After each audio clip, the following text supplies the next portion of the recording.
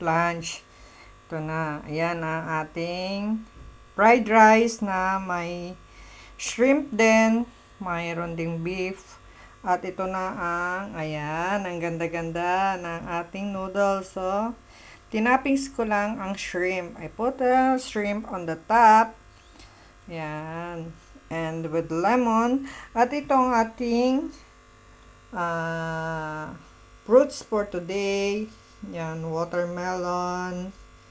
To keep you hydrated. Lalo na sa mainit na panahon. Yan, ang ating set. O, see, parang ka nang nasa restaurant. Di mo na kailangan pumunta ng restaurant. Hindi pa siya maalat. At yung hindi inulit ang kanyang mga oil. Ito ay olive oil.